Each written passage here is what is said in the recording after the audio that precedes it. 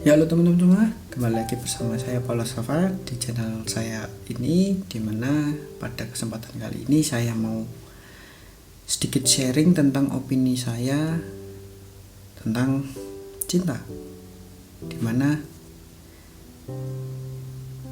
cinta itu seharusnya unconditional. Jadi cinta itu seharusnya tidak bergantung dengan situasi dan kondisi, tidak ada syarat dan ketentuannya, terutama untuk pasangan yang sudah menikah.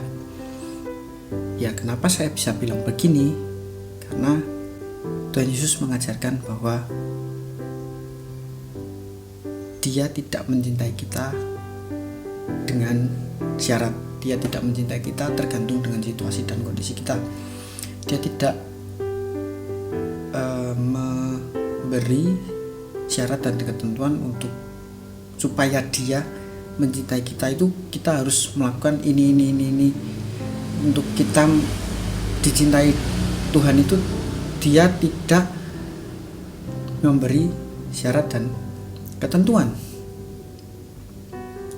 Jadi ketika kita berada dalam titik terendah kita, ketika kita berada dalam situasi yang buruk, ketika kita meninggalkan Dia, ketika kita berada dalam titik tertinggi kita, cinta Tuhan itu tetap sama dan tidak berubah. Cinta Tuhan itu luas sekali, cinta Tuhan itu besar banget untuk kita.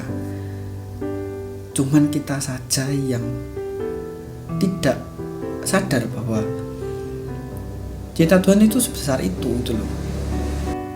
Kadang ketika kita berada dalam situasi terburuk, ketika kita terpuruk dalam kesedihan, ketika kita berada dalam titik terendah kita sering melupakan bahwa Tuhan mencintai kita dalam kondisi apapun.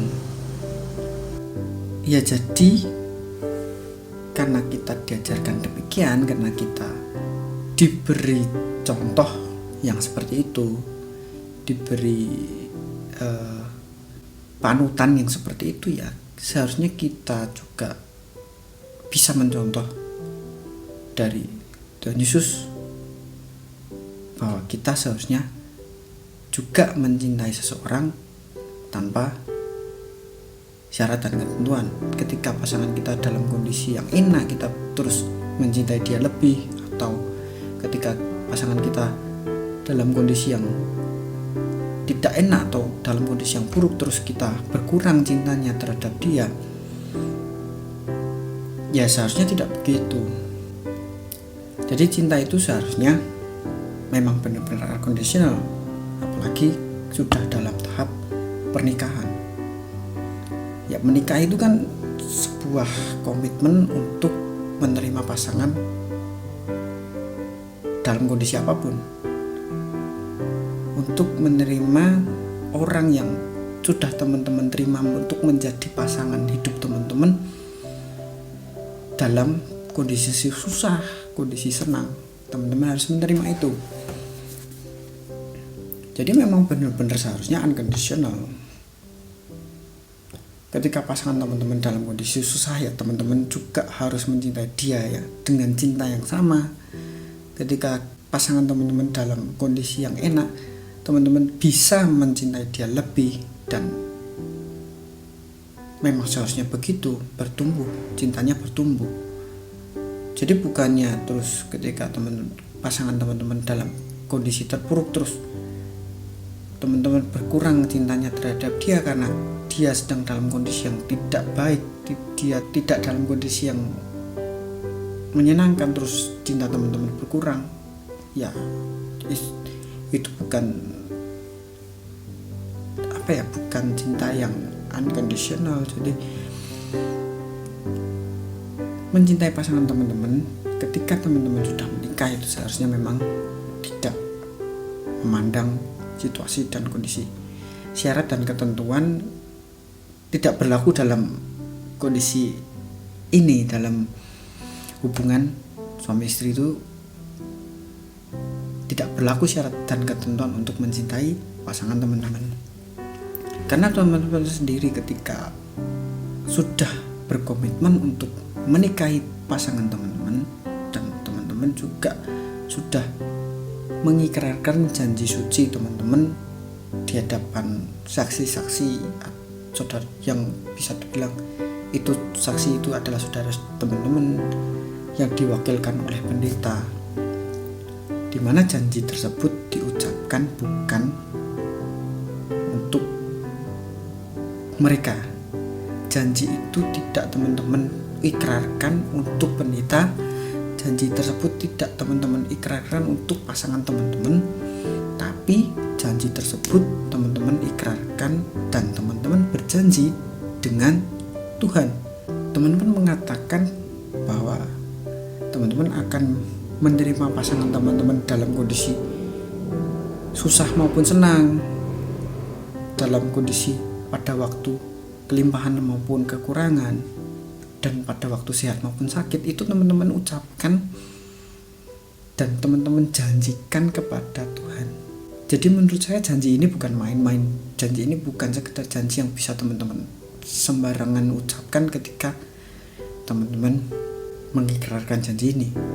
Jadi menurut saya jangan sepelekan janji ini, karena ini janji suci yang teman-teman ucapkan kepada Tuhan, bukan kepada pendeta, bukan kepada teman-teman. Ya meskipun teman-teman mengucapkan itu juga berjanji pada pasangan teman-teman, tapi yang terpenting adalah teman-teman mengucapkan janji ini di hadapan pendeta dan untuk Tuhan. Teman-teman berjanji dengan Tuhan. Jadi menurut saya kata-kata ini sedemikian rupa dirancang dengan penuh makna, dimana maknanya sangat dalam sekali.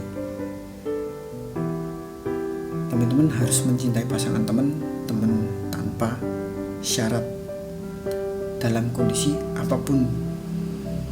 Teman-teman harus tetap mencintai pasangan teman-teman dengan cinta yang sama ketika teman-teman dalam kondisi senang. Karena dalam kondisi senang kita akan lebih mudah untuk mencintai seseorang daripada ketika kita mencintai orang tersebut dalam kondisi orang tersebut dalam kondisi yang tidak baik. Akan lebih susah ketika kita mencintai pasangan kita ketika kondisi pasangan kita tersebut tidak baik.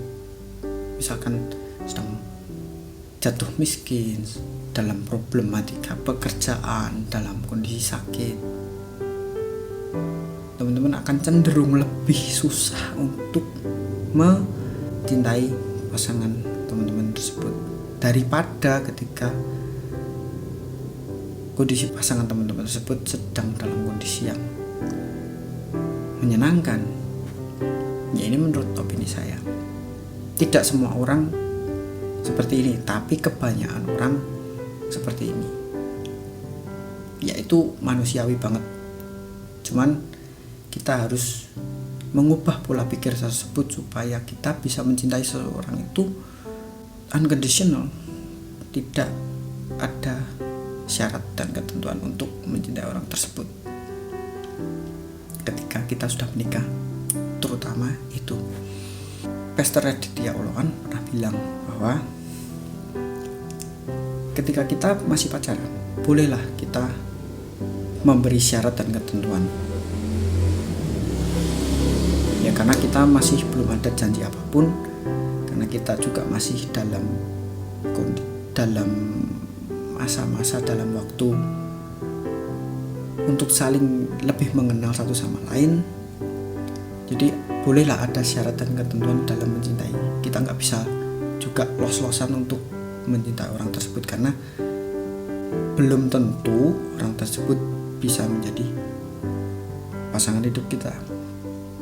Tapi ketika kita sudah memutuskan untuk menikah dan berjanji dalam pernikahan, ya buanglah semua term and condition tersebut, buanglah semua syarat dan ketentuan untuk mencintai orang tersebut.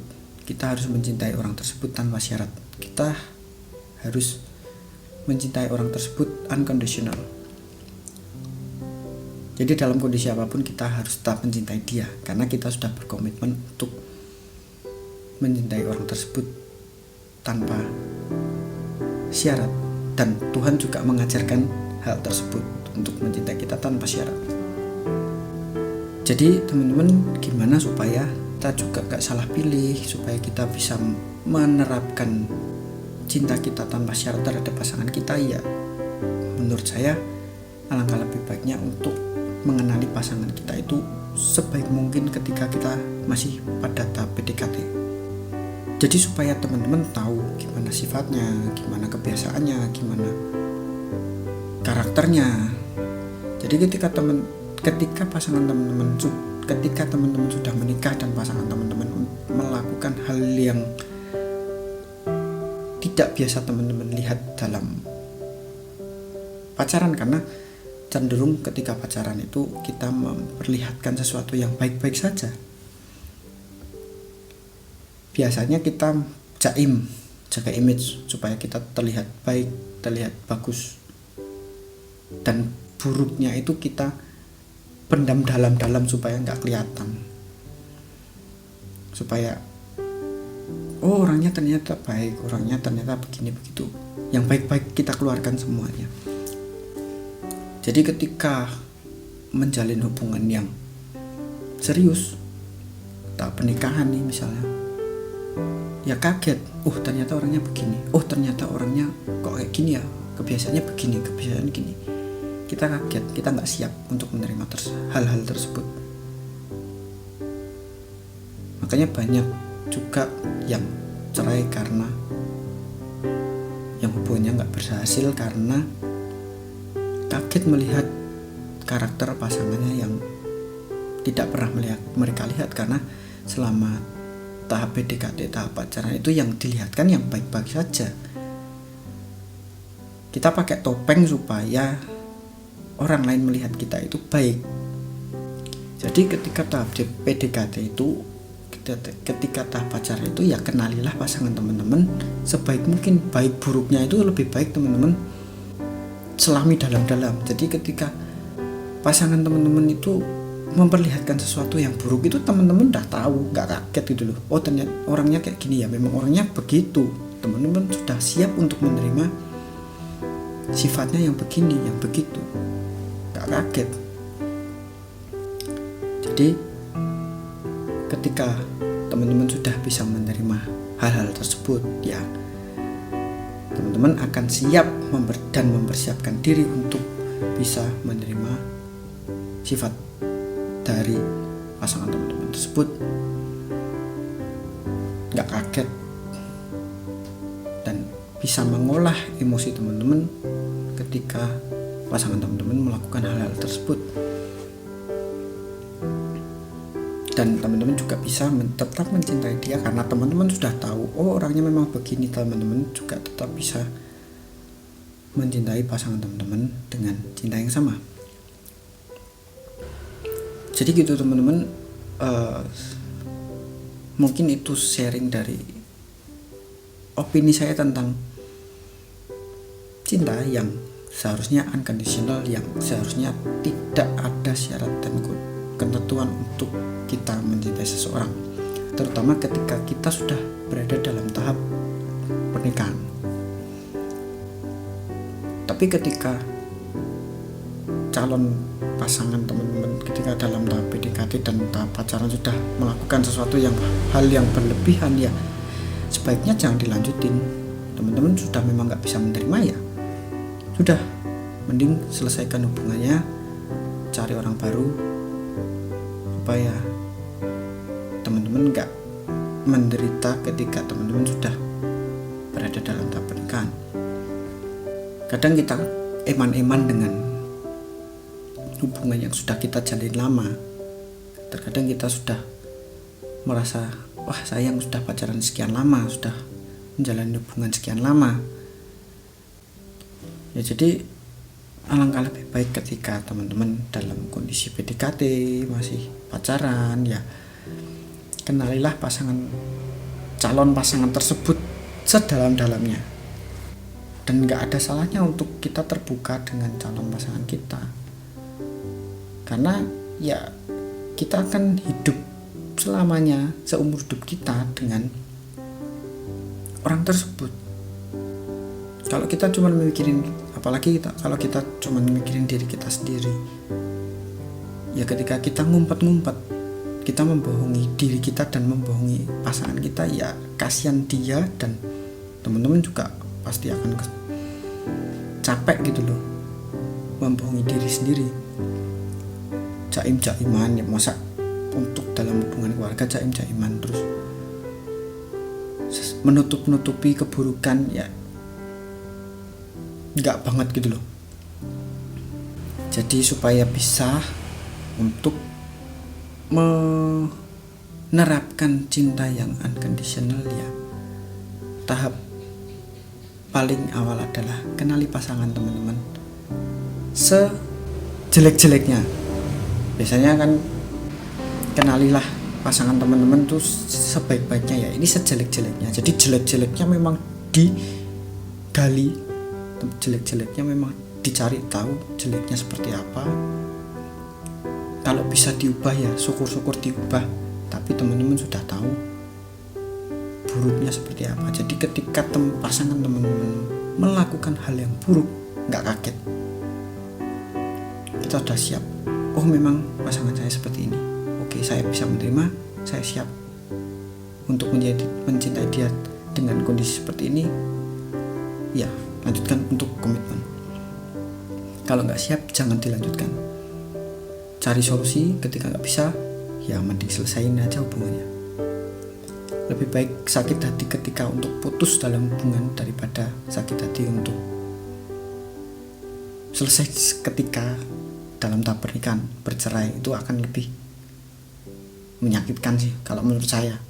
Gagal dalam hubungan pernikahan itu sangat menyakitkan kalau menurut saya ya. Meskipun saya belum nikah, tapi tak bayang-bayangin ya, itu akan lebih menyakitkan daripada ketika masih dalam PDKT atau dalam kondisi masih pacaran. Jadi yaitu kenalilah pasangan teman-teman sejelek-jeleknya supaya unconditional love ini bisa diterapkan teman-teman dalam hubungan percintaan teman-teman, hubungan suami istri teman-teman. Kalau cinta teman-teman unconditional, ya udah lost cintanya cinta aja udah. Apapun kondisinya teman-teman tetap cinta dengan cinta yang sama. Ya mungkin itu teman-teman yang bisa saya sharingkan, yaitu semua opini saya, itu semua pemikiran saya. Teman-teman mau setuju mau enggak terserah teman-teman. Semoga dari sharing saya ini bisa menjadi berkat buat teman-teman, bisa menjadi sebuah pemikiran yang baru untuk teman-teman, supaya teman-teman bisa mencintai pasangan teman-teman secara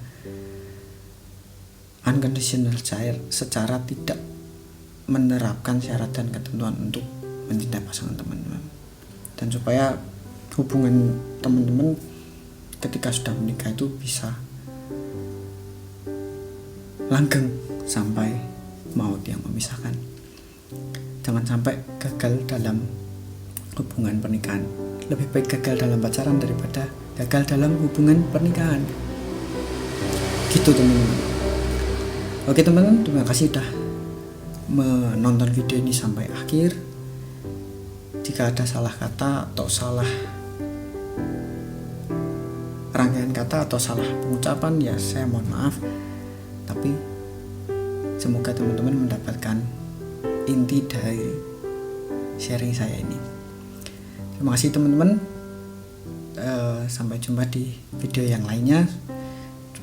Semoga teman-teman bisa terinspirasi juga dari video yang saya sharingkan ini dan bisa mendapatkan sesuatu dari video ini. Terima kasih teman-teman. Dadah.